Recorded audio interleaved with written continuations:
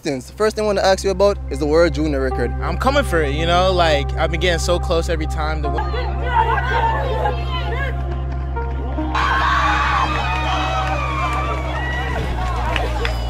Para fechar a primeira colocação, atleta do Suriname. Para fechar na primeira posição com Asinga suspended provisionally, but he's not running, right? There's no, it's happening. Track and field phenom just received a ban from the sport for 4 years. He tested positive for a substance known as GW1516. This substance is known, at least they report it's known to help build endurance and is on the banned list for athletes. I'm just saying it's bullshit, okay? And the reason why I say bullshit is because it's not fair. It's a narrative that they're trying to spin. He got banned because of the corruption of the AIU. Free that boy Issam. Make a video, so you're doing great. Keep doing what you're doing. Make sure you keep your head on your body. You got a good system around you. You got your parents, your coach, who I know is experienced. So keep doing what you're doing. I'm looking forward to seeing you again. And hopefully we're going to see you at the World Championship in that finals. Stay tuned, world champs. We're going for it all. All right, man. All right, thank you so much.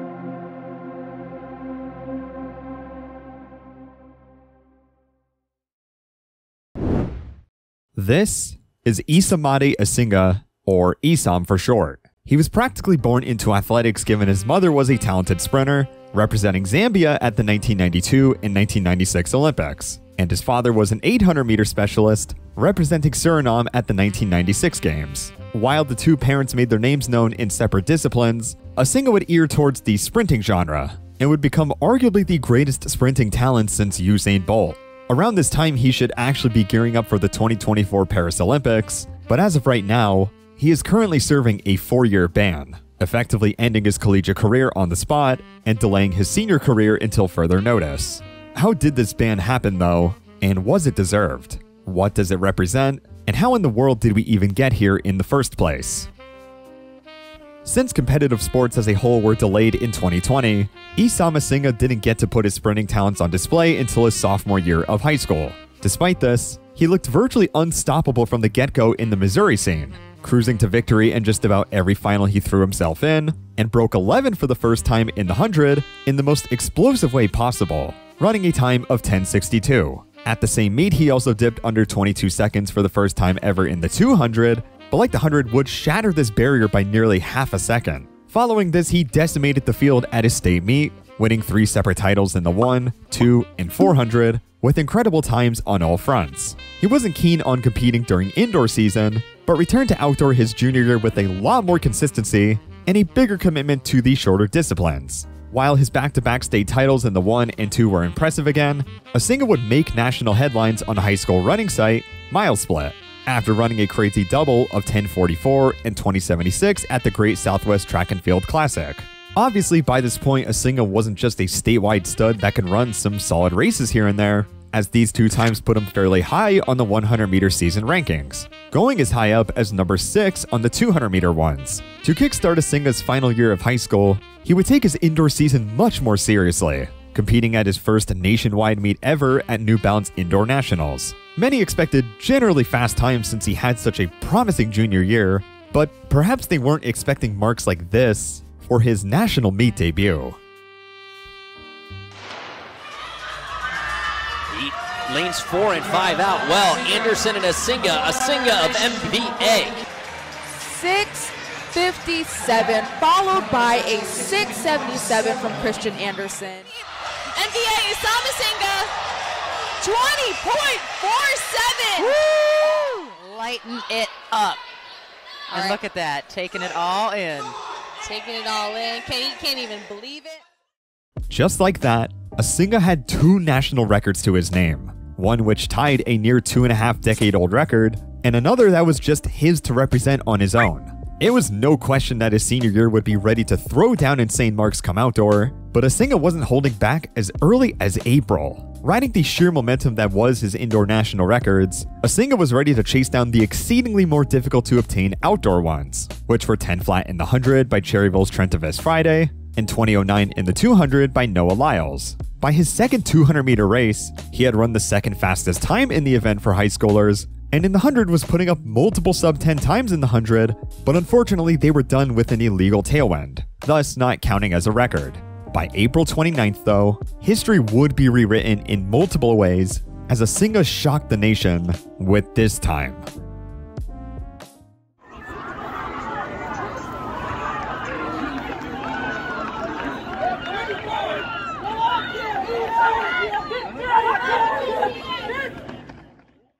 "1997 would not only be the new national prep record, but was also the first ever sub-20 time by a high schooler. Technically, Erriyon Knighton had run much faster in 2022, but he had signed to Adidas long before, and thus his times cannot be classified under the high school category. Throughout the season, he would continue to put up insane times back and forth, and in June would go head-to-head against Noah Lyles in the 100, who at this point was the reigning 200-meter world champion. The result?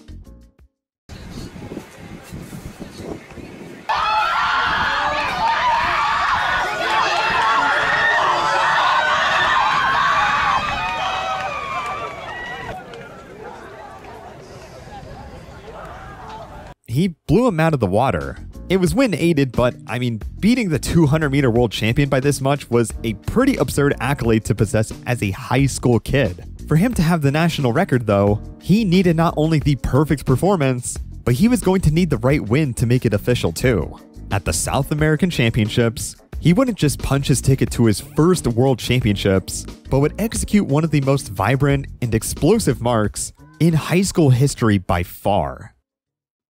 Camilo, junto com Asinga e Issam, vem para fechar a primeira colocação, atleta do Suriname. Para fechar na primeira posição com 9,89. 989 wind legal. This time was comically incomprehensible. The first ever wind legal sub-10 by a high schooler was one of the fastest times in the world that year and was the under 20 world record on top of that, surpassing Letsile Tobogo's 991 setback in 2022. This time genuinely proposed the question now, could a high schooler win a world championship? Was this kid the rebirth of Usain Bolt? Seeing someone this young execute such speed, while exemplifying such technique, was a sure Cinderella story waiting to happen by the time he would travel to Budapest for the 2023 World Championships. Asinga suspended provisionally, but he's not running, right? There's no, it's happening, right? The word provisional, he's out. He's out of Worlds, correct, Kevin?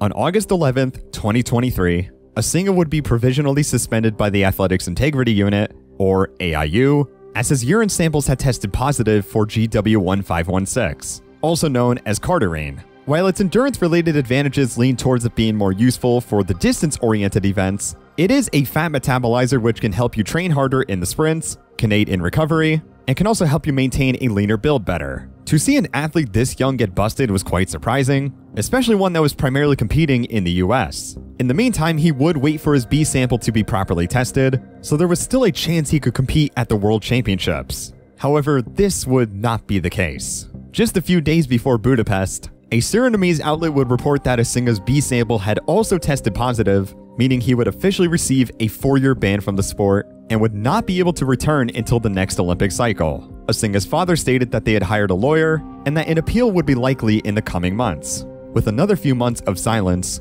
the news was official. Issam Asinga would not only have to serve the 4-year ban, but would also have his World Junior record of 989 rescinded on top of that, along with any results after his positive test. Normally, these stories just end here, as fans of Asinga will have to wait for years to see him race again, but this couldn't be further from the truth, and this is where things not only get out of hand, but also oddly reminiscent of a previous doping case from a few years back. Shortly after the full AIU appeal case went public, many would quickly find out why Asinga appealed his case in the first place and confidently maintained his innocence. Well, according to him and his team, the positive test allegedly came from contaminated Gatorade gummies? He goes on to note, because the product is now discontinued, that they were not able to test the exact lot they were from and had to resort to testing one from the same batch instead. This sounds a little confusing, but we'll clarify later.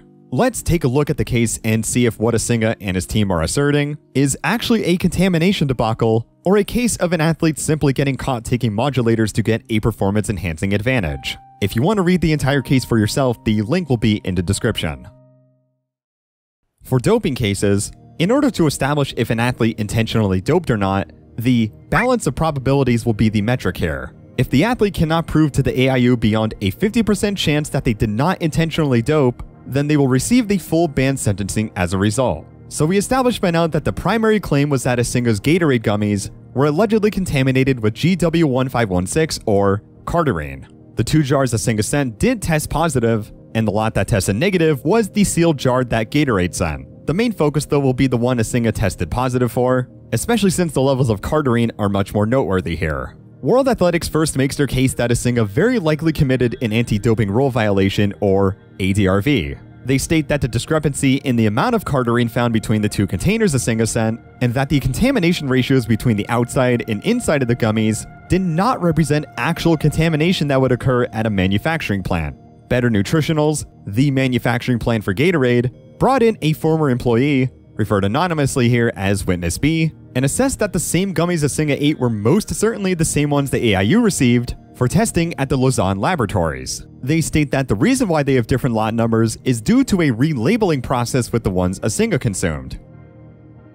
Asinga's team starts off their argument by mentioning the fact that when trying to obtain a sealed version of the lot Asinga had originally consumed and tested positive for, PepsiCo just didn't have one to offer, supposedly due to a discontinuation from manufacturing issues, which according to his team heavily stifled any chances of getting any proper testing done and could have properly convinced the AIU to absolve Asinga of any intentional wrongdoing. Since Gatorade is confident in their proper practices, the team at Gatorade is more or less implying that the gummies were tampered with prior to sending them for testing, a concept Asinga's team finds absolutely absurd. Formerly mentioned Witness B from Better Nutritionals is deemed here by Asinga's team as a disgraced employee, citing previous examples of questionable practices to his name, primarily on the financial side. They also further highlight Better Nutritionals as a company who was far beyond the point of return and that they were known to cut corners, again citing previous instances of potential wrongdoing. In terms of the gummy lots themselves, Asinga's team asserts that because of how a select amount of them were wrongly labeled with the NSF logo, that the 2 lots between the ones Asinga consumed and the sealed jar that the AIU tested were not only distinct from each other, but also must have gotten mixed up in some sort of way. Next, we have the contamination argument. Asinga's team is very confident that the Gatorade recovery gummies were likely contaminated. This could be the result of inefficient cleaning protocols, or that a raw ingredient was contaminated with cardarine. Because the NSF certification process wasn't done correctly, they believe this makes it much more likely for the gummies to not have adhered to proper manufacturing practices, and thus more likely to be ridden with a banned substance. They even call in an expert who states that contamination is the most likely reason too. According to them, any possibility of spiking them would be considered near impossible for someone like Asinga, who is probably not specially trained in lab chemistry, and that the skill required to perform this type of procedure would be something again Asinga likely does not possess. Now for World Athletics' stance. The Federation tackles the contamination dilemma and tries to assess if this was the result of unclean manufacturing practices, or if the gummies were adulterated by either the athlete or someone else. The lab results that tested Asinga's Gatorade gummies brought up some immediate red flags according to the Federation. One, there was a massive gap between the amount of cardarine found between the 2 containers Asinga sent, and 2, that the contamination present primarily took place on the outside of the gummy, with very little involvement on the inside. This strikes them as odd since traditional contamination from a factory would have said contaminated substance uniformly distributed across the gummies. They also bring in an expert that further notes that it's bizarre the difference in concentration for cardarine between the 2 containers Asinga sent was about 100-fold, whereas in most cases it's typically around 10-fold. Now, to Asinga's defense, it is revealed here that the AIU finds it really bizarre that not a single sealed container of 50234, the one Asinga allegedly tested positive for, exists in any capacity, especially since the FDA apparently requires manufacturers to keep a number of jars from each lot. Witness B didn't have a proper explanation since he said it wasn't his area of expertise, but Witness A, another former employee of Better Nutritionals, stated that the reason why the gummies were not being sold anymore was due to the unique situation of the company becoming bankrupt. While overall these protocols seem a bit unorthodox and can arguably favor the athletes' case even, it doesn't really offer much to the table and is likely the most legitimacy Asinga has to his case, especially with this next section coming up. One of the arguments Asinga's team made was that the sealed container that the lab tested negative for cardarine was not manufactured with the container Asinga tested positive for. thus, according to them, rendering the lab's results pointless since it's unfair they used a different jar. The problem here is, not only are the dates in the lot numbers the exact same, indicated by the first 6 digits here, but the 7th digit is the same between the 2 lots as well, indicating that they were manufactured on the exact same production line. To imply that these 2 lots were manufactured separately from each other, to where one lot could be contaminated and one couldn't, was a theory witness A and B looked at as highly illogical and just about impossible. According to them, not only would it take almost an entire day to produce 20,000 jars, but since it takes about 8 hours to properly clean a production line, this would have made it impossible for the 2 lots to have been made in entirely separate batches. A document from Better Nutritionals also highlights that the 20,000 jars of recovery gummies were created within the same batch. While Asinga's team was correct to note that PepsiCo labeled the gummies Asinga ate with the NSF logo, before they received their certification, Gatorade had already planned on separating this batch into 2 separate lots in the first place. 7,500 were immediately labeled with a non-NSF logo, while 12,500, from the lot that Asinga consumed, were withheld, and then labeled with the NSF logo by October 4th at the latest. And emails can be found where Gatorade was willing to label these jars, quote, at risk, despite not receiving proper NSF confirmation yet. There's also just no documentation of 2 separate batches ever being made. While the AIU and even myself view this as not the most practical way to efficiently label products with this particular logo, it does adequately explain to the panel why the lot numbers were different, but were still part of the same batch as well. This makes it virtually guaranteed to the panel that the gummies Asinga tested positive for cardarine were manufactured on the same production line with the exact same jars that the Lausanne laboratory tested negative for. What the AIU panel finds particularly strange is that despite Asinga testing positive on July 18, 2023, he continued to eat the recovery gummies leading up to when he traveled to Brazil on July 25th that same year for the South American Championships. A few days later he was tested, and there were no signs of cardarine in his system. This is further confirmed when Asinga declared the gummies on his doping control form, or DCF, prior to his sample on July 28th. This is confusing to the panel because how would he test positive for cardarine one day, but not test positive 10 days later? While the professor World Athletics brought in concluded that it would be very likely Asinga would test positive for cardarine under these circumstances, Asinga's team's doctoral expertise seems to stick to the contamination scenario much more. Dr. Scott from Asinga's team states that if he were intentionally doping, that it wouldn't make sense that he tested negative on June 11th, tested positive on July 18th, and then tested negative again on July 28th. This is because Dr. Scott asserts that the metabolites from cardarine can stay in the body for months from a traditional dose, further supporting that contamination has to be the more likely scenario here, since it was a small amount. However, Professor Sagi referenced a paper stating that metabolites from cardarine actually last for a lot less than that, and that if a normal dose of this substance were taken after Asinga's first test on June 11th, then it wouldn't be surprising to test positive for a small amount by July 18th, and then to test negative 10 days later. He also makes a point towards Dr. Scott not relying on any scientific literature for his claims, even if the paper Professor Sagi references here isn't exactly the most robust research, but nonetheless is the best that's available. After both parties made their cases towards each and every claim possible, the AIU overall felt like Asinga's team did not prove beyond the balance of probabilities that Asinga was not intentionally taking GW1516 and was thus subject to a 4-year ban. He will be able to compete again by July 2027, but his World Junior record and any results since July 18th, 2023 will be rescinded entirely as well. The current 100-meter World Junior record will now be handed back to Letsile Tebogo from Botswana, who ran 9:91 in 2022. The responses to this ban were actually a bit more polarizing than I thought. While most would ridicule the mere thought of blaming Gatorade gummies for a positive test, for cardarine nonetheless, more people than you think genuinely subscribe to the idea that these gummies were contaminated, most likely due to Asinga providing his biased view of the whole situation. I would be surprised if more than a select few of these people read through the entire AIU case. Someone even made a video with a grand conspiracy that Gatorade spiked the gummies to protect athletes like Noah Lyles since Asinga was a threat to him, which further ignited the flame for people to subscribe to this, frankly, insane belief. It's a narrative that they're trying to spin.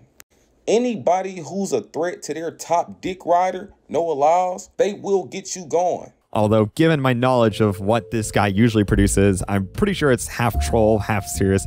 I don't know. I'm not here to figure this one out. It's a ridiculous video either way. I did, however, find what I think is Asinga's aunt constantly spouting conspiracy theories on Reddit under an anonymous account about how Gatorade conspired against Asinga. And the reason why I even found this out it was her is because in a screenshot the account posted, it has her name in the typing section right here. Asinga has since made a change.org petition to get the word out there to get him unbanned, and is currently still training as of a recent story post on his Instagram. So what's my analysis on the case? Well, my honest answer is that it's complete nonsense, but I should probably extrapolate on what I mean by that, because there's a few sides to my perspective. Let's start off with the case itself. The most damning points here to me were the blatant differences between the amount of cardarine on the outside of the gummies compared to the inside. This to me just sounds like someone quite literally sprinkled some cardarine on top of the container Asinga tested positive for after his positive test, and whoever just didn't realize that an expert would take a look at this and be like, yeah, this doesn't even add up remotely. The contamination theory is also rendered even more useless when you consider that Asinga was eating them up until 3 days before his last negative test. It was also proved pretty well that the gummies sent in that tested negative did come from the same batch as the ones Asinga tested positive for. They're just simply not from 2 separate batches, and the documentation clearly shows why they were listed as 2 separate lots despite being manufactured together. I'm not denying there are a couple strange things in this case that probably deserve an explanation, but a lot of these don't even apply to the case at hand that well at all, or are surpassed anyways by much more damning evidence. Secondly, cardarine is a pretty common modulator of choice for track and field and elite sports in general. You'll find it more useful in endurance sports, but people forget that endurance applies in a lot of aspects of almost any sport, especially when it comes to the training part. It's also a fat metabolizer, which is advantageous too, since it allows you to maintain a leaner build, something that I'd imagine helps pretty well for a sprinter. I mean, hell, Marion Jones was caught using EPO in the 90s, and she rarely ran more than 200 meters. Furthermore, there's been a massive culture fostered around modulators and SARMs in recent years among teenagers. Josh Brett has a great video about the current rise of SARM goblins, along with other channels covering this topic as well. The big kicker I want to talk about, though, is this guy, Paul Green, aka Asinga's lawyer. This guy is legitimately shady in the track and field legal world, and I'm going to tell you why. This is not his first rodeo in this exact same scenario. Remember this woman, Shelby Houlihan, the Burrito Gate girl? You know, one of the most embarrassing legal cases in doping history? This is the guy that's very likely responsible for that theory. I'm going to break down Paul Green's entire legal shtick right now. An athlete running in the US gets popped. He asks them what they ate in recent times and tries to pinpoint a product he can find that has a history of any potential contamination. Bring in an expert or two and provide some convoluted studies and rhetoric. Hell, even throw in a couple ad hominems in there. Hope the opposing side doesn't have a good enough argument. And voila! This has worked out in the past with the O.J. Wilson case, albeit to a kinda shaky degree when you actually look into her case, but he has failed miserably in his last notable cases now, and honestly the excuses only seem to get worse. Furthermore, he has straight up lied in cases before. In one of the Houlihan hearings, Green basically states that it wouldn't make sense for a distance runner to take nandrolone, a testosterone derivative that's banned by WADA, because he asserts that it doesn't do anything. You'd also have to be an idiot to take nandrolone as a distance runner, because it would never help you. It just makes no sense. If that's the case, why are 10% of distance running bans strictly from nandrolone? You know, something that can induce better recovery, increase red blood cell count. Like, this stuff is used in burn victims. You're telling me this substance doesn't sound like it can help a distance runner in any capacity? I guess these athletes are just all taking snake oil and they don't realize it, huh? If your case initially gets rejected, Mr. Green over here will do any and everything to make sure you try to appeal it, even if the odds seem utterly hopeless. And the longer the case goes on for, the more he profits off of it, despite most of these scenarios being completely hopeless from the start. I mean, the moment I found out Asinga's lawyer was Paul Green, the way this case read made infinitely more sense to me then. Now, with all that said, here's where I might lose some people though. This ban is kind of egregious for a couple reasons, despite me being very confident that Asinga did indeed take modulators to get a performance-enhancing advantage. To start off, completely decimating an athlete's collegiate experience as a whole is an insane punishment to give out for someone this young for a first offense. This is a sentiment many will disagree with, and that's fine, but personally, I think it's a bit much because there's a lot of nuance to be had here. I don't think Asinga just went and bought this stuff online himself or had even brought it up by himself to use in the first place. I'm not saying it's impossible he could have done all this himself, but he's in a very unique case as a hyper-elite talent at an incredibly young age. When you have a kid this obscenely gifted and is pretty much a once-in-a-multi-generation type of deal, any and everyone, and I mean just about everyone, will want to turn him into the next Usain Bolt and will do anything to ensure that. If you ask me, a coach, an associate, an agent, whoever it was, probably told him about these modulators, told him how to microdose it properly, but obviously in this case they didn't do it well enough. But now because of others likely taking advantage of his talent, his chances of utilizing said talents are delayed by an entire Olympic cycle now. There's a world where Asinga would become an unsung hero if he spoke out about the dangers of teens taking hormone endangering and potentially cancer-causing research chemicals for the sole purpose of securing a contract or scholarship, but instead we ended up with this shit show of a case where Paul Green takes a chunk out of another family's bank account for the sole purpose of a bogus case that resulted in him getting banned for 4 years anyways. I mean, just look at these Reddit posts I mentioned earlier. His family is practically deluded into thinking Gatorade actually conspired against his kid. And you think Asinga or anyone that wasn't Paul Green came up with this theory too? And now they're all sucked into this completely doomed case that will go absolutely nowhere and will be an embarrassing blemish on this kid's career. Targeting Asinga as a cheater though and nothing more is a dishonest way of looking at this situation in my opinion.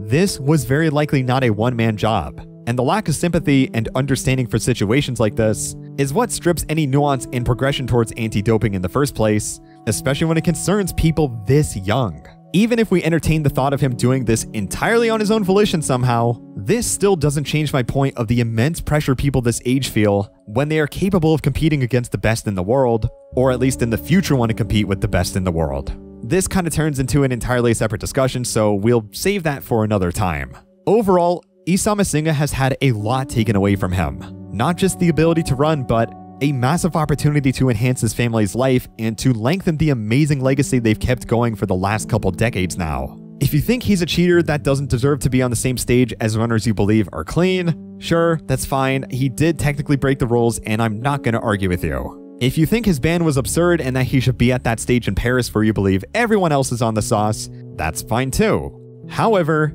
if you think that Gatorade contaminated his gummies somehow, and let's go even further, that it is all Big PepsiCo's plan to protect Noah Lyles so he can get his gold medal in Budapest and Paris, despite there being plenty of other threats towards him this year already, then in that case, you are off your goddamn rocker. Thanks for watching.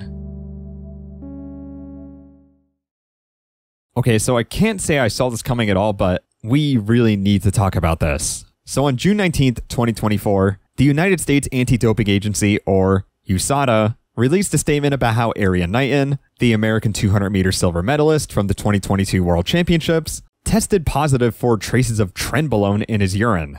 After the case got appealed and expedited, they found that he had actually been able to prove that a steak he ate was contaminated and had his suspension lifted immediately, effectively allowing him to compete at the US Olympic trials with almost no issues, although WADA and the AIU can appeal the case themselves for a separate hearing if they choose to.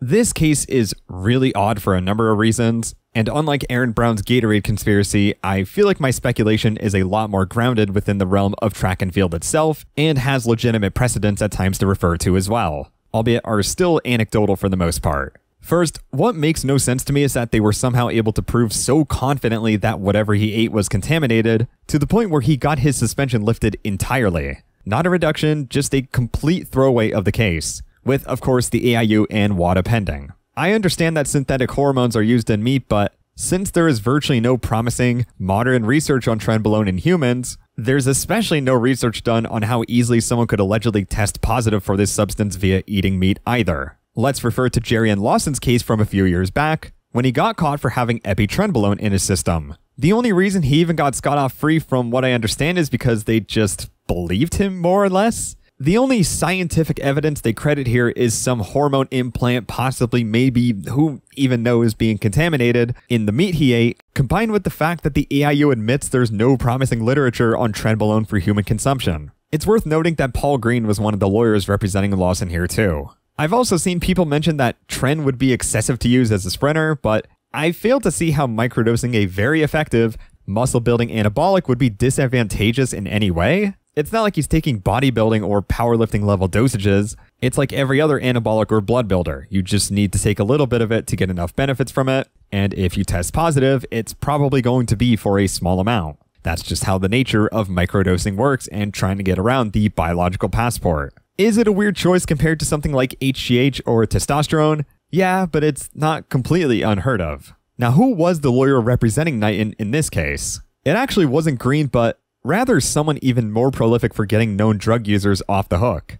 This is Howard Jacobs. He has a laundry list of athletes he's represented over the last couple decades, some you might recognize, but just so we stay within the relevant sport, you know who he defended back in the 2000s? That's right, Marion Jones. This guy is so good at getting people off the hook that he got someone as blatant of a doper as Marion Jones off the hook, despite it being painfully obvious she was a part of the infamous Balco scandal back in those times. Eventually, Jones's guilty consciousness would inevitably have her admit to everything, along with the head of Balco releasing Jones's entire doping calendar. But the fact that this guy was able to get her off the hook in any capacity is pretty mind-boggling to me given everything we know about the case now. He also tried doing the same with Tim Montgomery, who was another sprinter who was involved with Balco. Lastly, Travis Tigard of USADA is a mutual friend of Jacobs, as they swam together years back. While at first Tigard just credits Jacobs as a strong legal opponent, he actually goes as far as to call Jacobs' profession as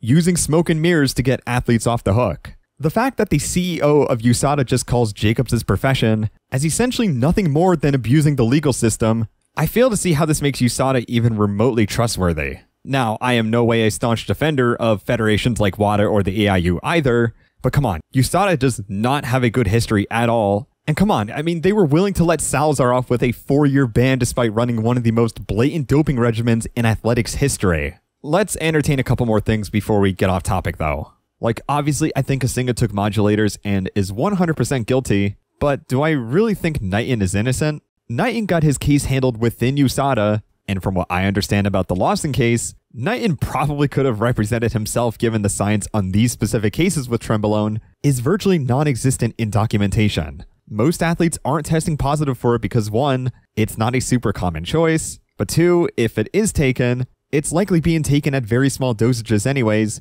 and 3, if they get caught taking it, they're going to excrete a small amount in their urine so they can use a bogus contamination excuse that doesn't have enough science to adequately determine anything. Also, can we take a moment to acknowledge that USADA explicitly stated that they didn't believe Knighton's case at first anyways, and then poof, he's just cleared after an independent arbitrator heard it? How are you that confident all of a sudden to say that justice is served? WADA, understandably, criticized this claim by Tigard given the CEO's harsh critiques on China's cover-ups this year, which, surprise surprise, involved contamination situations. Tigard's response to this was that WADA lost it and is crumbling before the world's eyes? Like, what?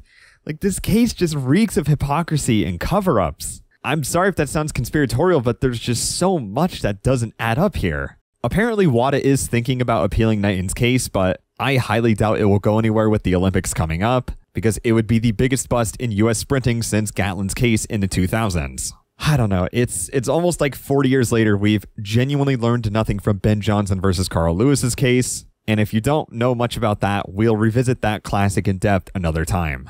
Thanks for watching.